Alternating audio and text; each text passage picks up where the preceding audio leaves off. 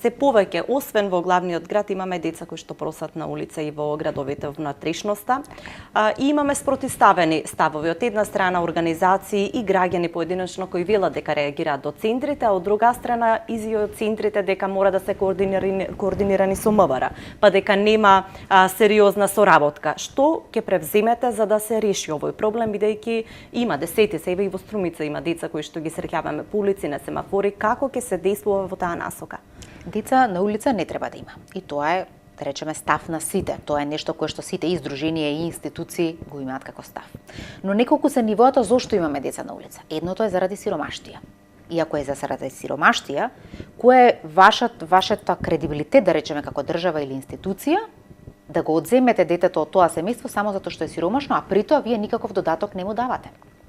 Така тоа беше случај со претходната власт, ќе одземаше тие деца и правеа некои циркозијади. Не, јас реков, до моментот додека ние не исплатиме соодветен трансфер на семејството заради сиромаштија, тој е гарантиран приход во новиот закон, тој е детскиот додаток, образовен додаток, до тогаш тие семејства сите сме свесни дека некако се снаоѓаат. Некако мора лебо да го извада, зашто не сме валјда до толку дека мислиме со 2000 денари го преживуваат месецот таа социјална што им ја даваме. Не, сега кога ќе почнеме да исплаќаме, ние веќе имаме 40 социјални работници кои што ќе бидат на терен и кои што, затоа што во Скопскиот регион ги имаме најмногу, најголем дел и таму ќе бидат активирани, ќе треба да утврдат кој е причината зошто семејството е се уште на улица со децата. Зошто децата не се во училиште, зошто да речеме ги примаат или не ги примаат тие детски додатоци и ќе се работи директно со семејството да децата ги тргнеме од улица. Тоа е долг процес, затоа што не секогаш само сиромаштијата е причина зошто децата се на улица.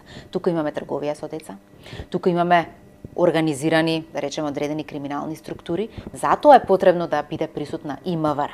Но еднаш кога да видиме како ќе ги тргнеме овие заради сиромаштија што се на улица, како ќе ги подкрепиме, ќе ги поддржиме, ќе ги насочиме кон образование, па се она што ќе остане како друга организирана криминална група, тоа ќе се сработи заеднички со Министерството за внатрешни работи. Јас сум сигурна тие се отворени за соработка многу поднос на ова прашање и така чекор по чекор ќе го решаваме овој долгорочен проблем кој што навистина се соочуваат многу поразвиени држави од нашата со овој проблем, но сепак барем сиромаштијата да ја сведеме на минимум и таа да немаме деца на улица заради тоа што нивните семејства немаат од каде да ги преранат. Туку ако веќе станува збор за криминал и трговија со деца, тогаш веќе на друг начин ќе го решаваме тоа прашање.